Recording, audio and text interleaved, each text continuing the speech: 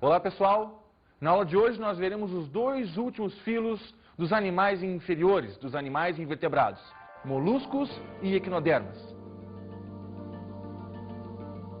Afinal de contas, você sabe o que é um molusco? Você sabe o que é um equinoderma? Você seria capaz de degustar um bom molusco? Vamos dar uma olhadinha na nossa enquete.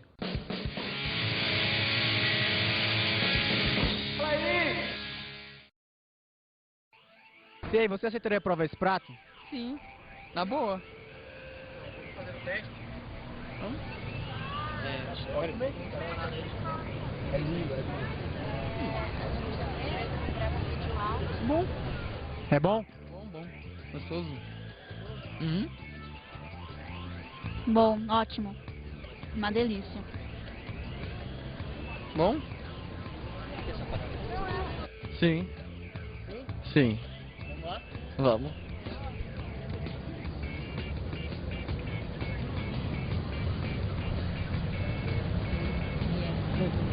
É bom?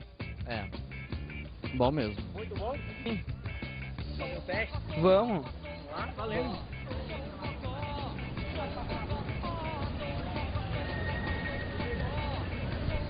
É bom? Muito bom. Bem gostoso mesmo. Teste? Oui, sim. Então vamos fazer um teste drive? Então vamos, então.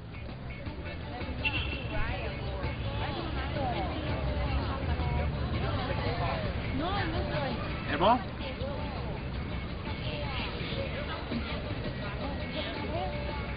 Tem gosto de massa. Massa frita. Coxinha. Tem gosto de coxinha. Comum. É bom. Sim, com certeza.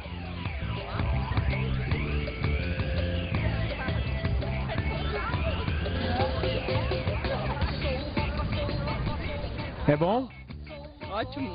Gostoso. Lembra o quê? Peixe, fruto do mar mesmo. Uhum. Gostoso. Sério.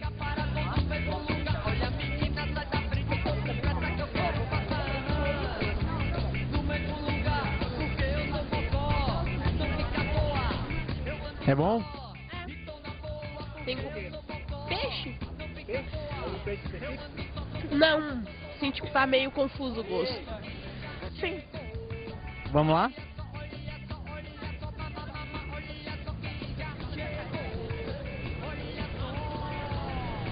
É bom? É bom. Peixe. Você comeu aqui? Lula.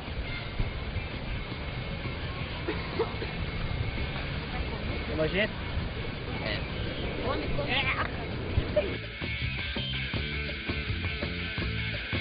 Deixa eu dar um cheiro aí pra você ver como é bom. Não sei. E aí, tá com nojo? Tô, é bem pedido. Bastante. Eu sei. E aí, você tá com nojo agora? Agora eu tô. Bastante. Muito nojento isso, cara. Eu comi isso. Você comeu isso? É, cara, não quero mais. Achei mais ou menos assim, né? O gosto.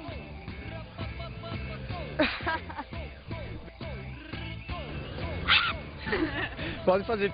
Dá um cheiro aí pra você ver como é cheiroso. Fedor. Tá com nojo agora? Não, um pouco. É tipo, diferença, né? Tipo assim. Ai, meu Deus do céu, eu comi esse troço. Não.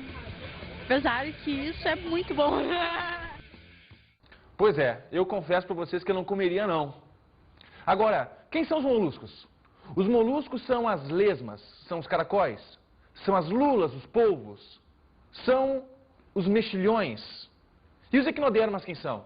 Os equinodermas são as estrelas do mar, os ouriços do mar, são as serpentes do mar, os lírios do mar. É importante não acrescentar nesse grupo os cavalos marinhos, porque muitas pessoas pensam, ouriço do mar, estrela do mar, pepino do mar, bolacha do mar, cavalo marinho. Não, o cavalo marinho, galera, é um peixe, é um cordado. Então, por favor, não me cometa esse pecado biológico. Mas enfim, você sabe por que os moluscos vêm antes dos equinodermas na escala evolutiva?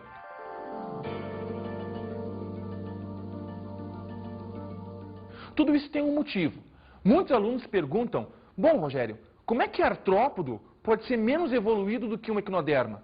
Essa resposta, ela está baseada toda no desenvolvimento embrionário desses animais, como nós podemos ver na imagem que está no vídeo de vocês.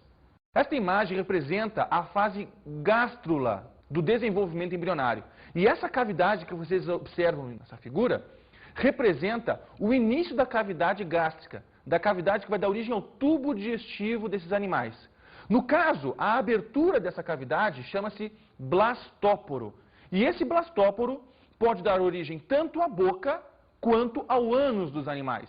Todos os animais que o blastóporo origina a boca são chamados de animais protostomados ou protostômios. Já os animais cujo blastóporo dá origem ao ânus são chamados de deuterostômios ou animais deuterostomados. No caso dos animais desde poríferos até os moluscos, são animais protostômios, ou seja, o blastóporo dá origem à boca. No caso dos equinodermas, não. Os equinodermas, e logo após os cordados no filo seguinte, são deuterostomados, ou seja, tanto equinodermas quanto nós, que somos os cordados, os peixes, os anfíbios, os répteis e outros animais, são animais deuterostomados, ou seja, o blastóporo dá origem ao ânus. Muito bem, então nós conseguimos ver o seguinte, que no caso dos moluscos e equinodermas, os moluscos são animais mais primitivos que os equinodermas, por quê? Justamente pelo blastóporo, nos moluscos, darem origem à boca. E os equinodermas mais aproximados de nós, cordados, porque o blastóporo dá origem ao ânus. Então, gente, o aspecto morfológico externo não conta muito nessas horas. O que a gente tem que observar é o desenvolvimento embriológico desses animais e constatar que existe realmente um aspecto evolutivo muito maior, muito mais complexo nos equinodermas do que em relação aos moluscos. Agora vamos dar uma olhada na classificação dos moluscos.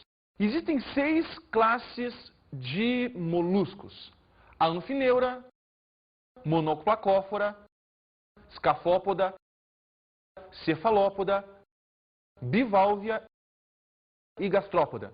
Na aula de hoje, nós veremos as 3 principais classes, que são dos bivalve, dos gastrópoda e dos cefalópoda. É importante citar que dentro dos bivalves existe um sinônimo, chamado de pelecípodos. E essa é a primeira classe que nós veremos agora. Os pelecípodos são animais caracterizados pela presença de 2 conchas articuladas, que protegem uma zona muscular e as suas vísceras internas. Ainda possuem um sistema circulatório lacunar, ou aberto, ou seja, o sangue, em alguns momentos, não está circulando por dentro de vasos. Possuem uma respiração branquial e possuem a locomoção através de músculos em forma de lança, que serve para que eles se enterrem na areia. São animais que geralmente são encontrados embaixo do substrato marinho. Da mesma forma, esses animais são muito apreciados na culinária. A segunda classe é a classe dos gastrópodos. Gastrópodos, gastropodos, são animais que caminham, que rastejam com o ventre no chão. E o exemplo clássico disso são os caracóis, ou o chique escargot. Muito bem. Esses animais são caracterizados por possuírem, sim, uma cefalização. Eles possuem encéfalo, possuem um pé e possuem uma massa visceral que está envolvida em uma concha superior, como nós podemos ver no desenho.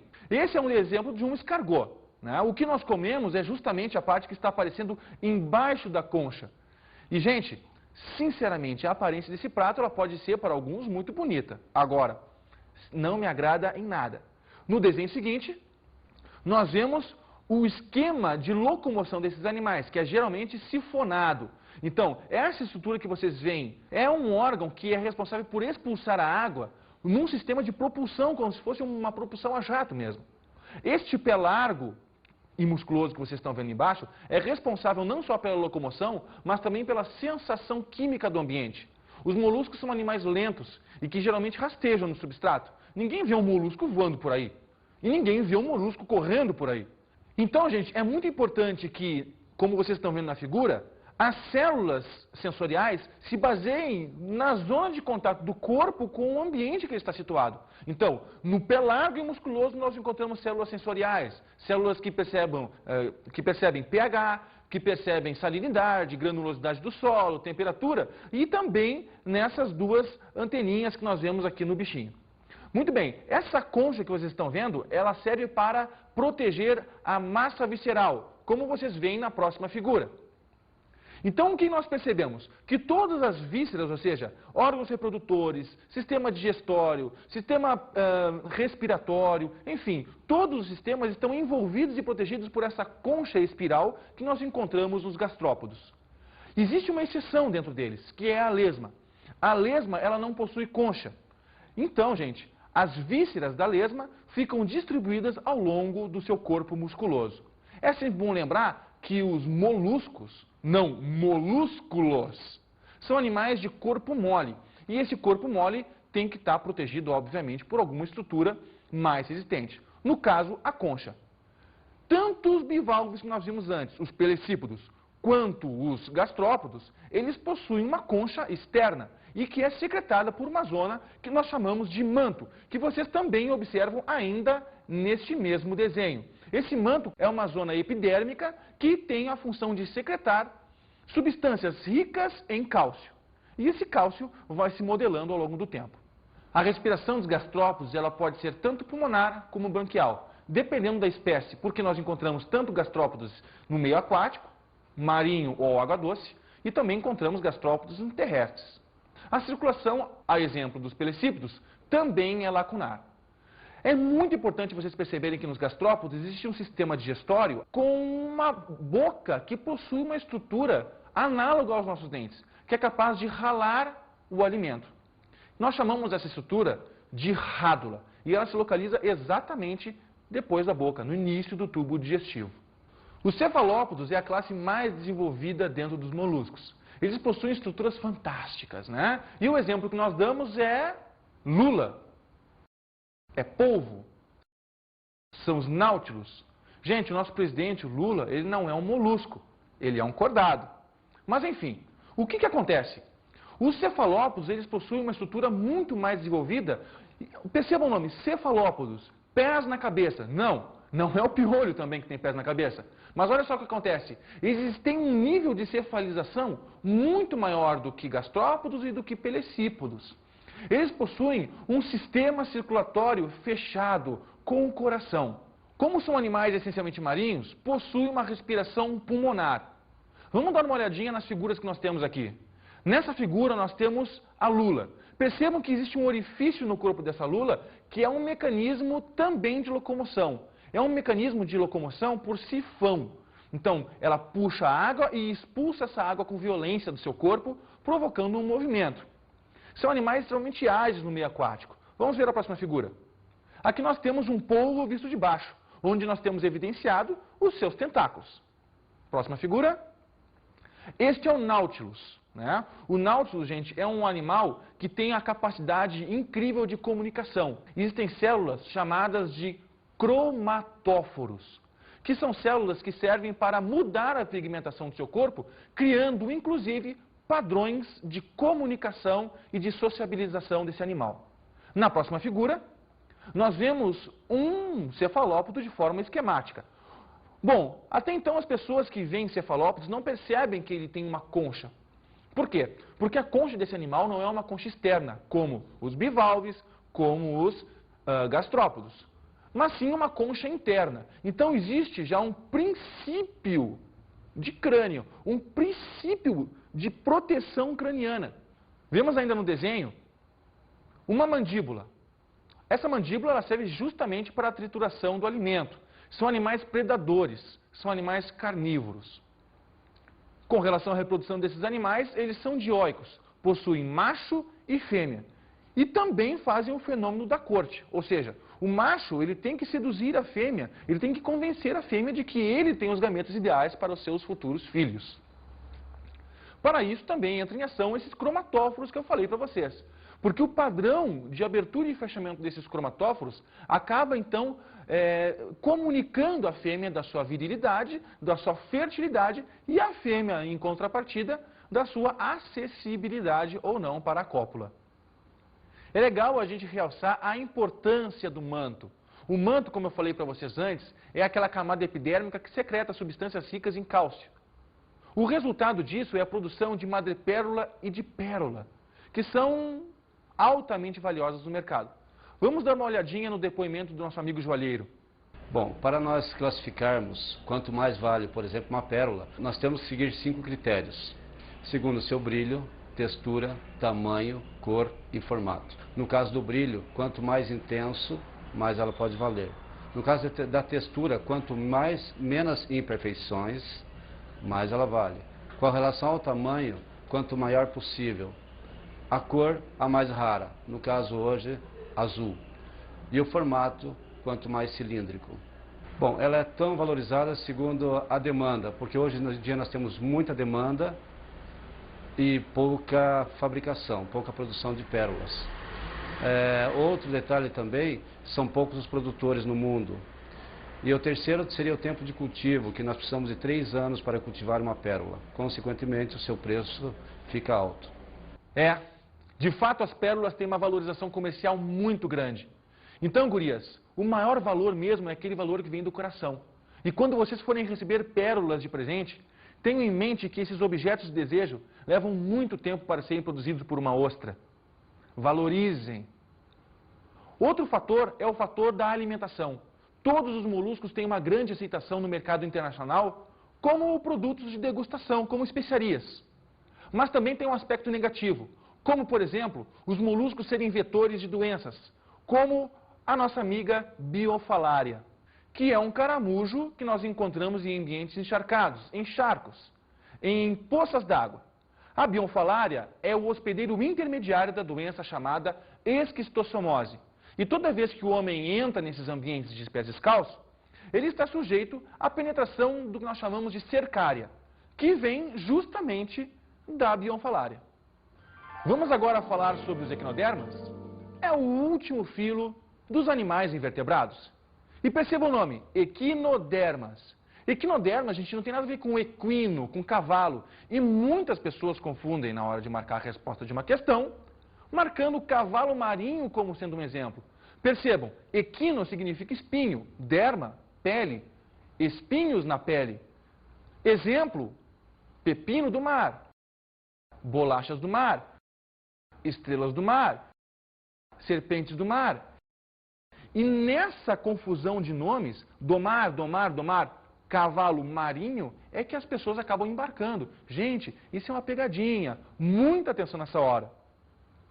Os equinodermas são mais evoluídos que os moluscos justamente pela presença de um ânus originado do blastópolo, não de uma boca, como era nos moluscos.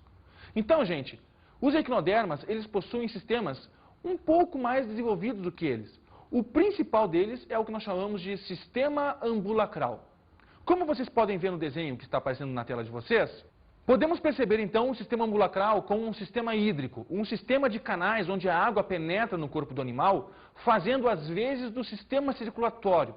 Então, gente, o sistema ambulacral, com a entrada e a saída de água do ambiente, ele acaba facilitando as trocas gasosas, a distribuição de alimento para as células do animal, a excreção do animal, a locomoção desse animal também. Então, o que acontece? A água penetra pela placa madrepórica, ou pela placa madreporeica, que está situada na parte superior do corpo do animal, ativando as ampolas e os pés ambulacrais. Então, na medida em que a água entra, imaginem uma luva de borracha. Quando a gente assopra, existe a ativação dos dedos.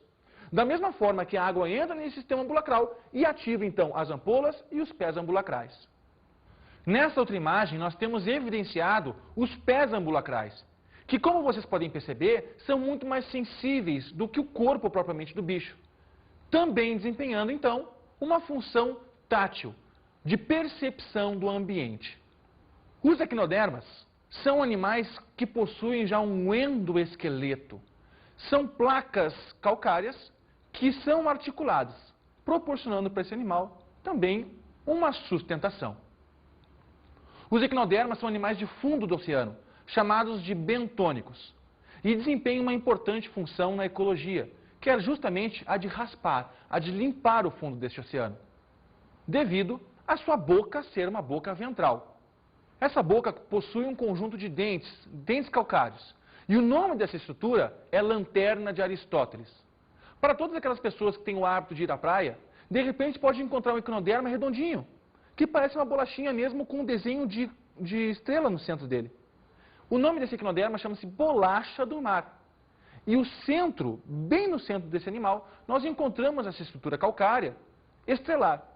Então, gente, essa estrelinha representa a boca, a lanterna de Aristóteles, o início do tubo digestivo desse animal. O tubo digestivo desse animal também é um tubo digestivo completo. O seu ânus fica na parte dorsal, na parte de cima do seu corpo, bem pertinho da placa madrepórica. Os equinodermas são animais aquáticos territoriais. Eles demarcam a sua área no fundo do oceano, querendo sempre aquela zona oceânica de água quente, onde haja muita produção de matéria orgânica, e aquela zona rica em nutrientes. E eles lutam para manter essa área como sendo sua. Vocês só podem observar também a beleza desses animais nas imagens que vocês estão tendo na tela. Vejam que existe uma diversidade de cores e formas muito grande das estrelas do mar. Próxima figura, nós vemos outros dois tipos de estrelas. Aí nós temos um lírio do mar. Percebam que a beleza desses animais, a diversidade de formas, faz com que eles sejam, infelizmente, muito predados pelo homem. A importância ecológica dos equinodermas está na presença deles em recifes de corais, agindo como um dos elementos dessa cadeia alimentar. São animais, como eu falei para vocês, detritívoros. E tem importância também na limpeza do fundo do oceano. É muito melhor tu ver um equinoderma no fundo do mar do que tu ver um equinoderma na mesa de centro de nossa sala. Gente, muito cuidado. Se vocês quiserem apreciar realmente a natureza, façam um curso de mergulho. Deem uma boa olhada nesses animais no seu ambiente natural. Afinal de contas, você não gostaria de estar em cima de uma gaiola. Concorda comigo? Agora vamos para as nossas dicas de estudo.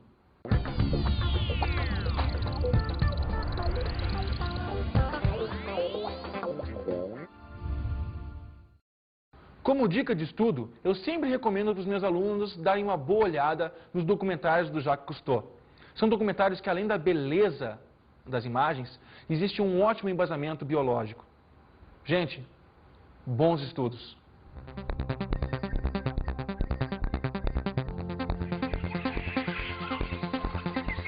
Na aula de hoje estudamos moluscos e equinodermas. Animais com aspectos evolutivos diferentes. Moluscos, animais de corpo mole recobertos por concha, e equinodermas, animais que possuem um endoesqueleto calcário e um corpo revestido por espinhos. Vimos também a classificação dos moluscos, destacando as principais. Moluscos, animais protostômios. Equinodermas, animais deuterostômios. Moluscos, animais de corpo mole, corpo revestido por uma concha calcária. Equinodermas, animais com um endoesqueleto calcário e com um revestimento de espinhos na sua derme. Vimos também os aspectos evolutivos das equinodermas. Pelecípodos, duas conchas, articuladas. Gastrópodos, uma concha única, barriga rastejando no chão.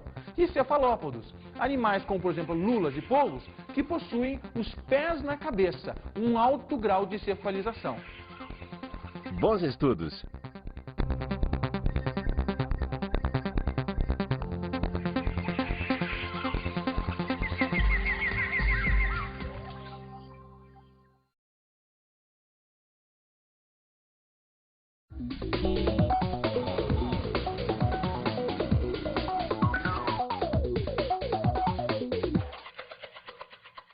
Bom, os moluscos eles possuem uma importância muito grande para o homem, né? Na alimentação, na fabricação de adornos para moda, na fabricação das joias, né? Enfim, é importante realçar esse aspecto dos moluscos, né? Para o aluno também tem que ficar bem claro os aspectos evolutivos de cada subdivisão dos moluscos. Então, os pelecípodos, os gastrópodos e os cefalópodos, e todas as diferenças fisiológicas que são adquiridas ao longo desse processo. Com relação aos equinodermas, é importante realçar o sistema ambulacral como um sistema coringa, como um sistema que realmente tem várias funções no corpo do bicho, tá? E, gente, equinodermas como sendo animais que possuem um endoesqueleto, tá? É isso aí, um abraço.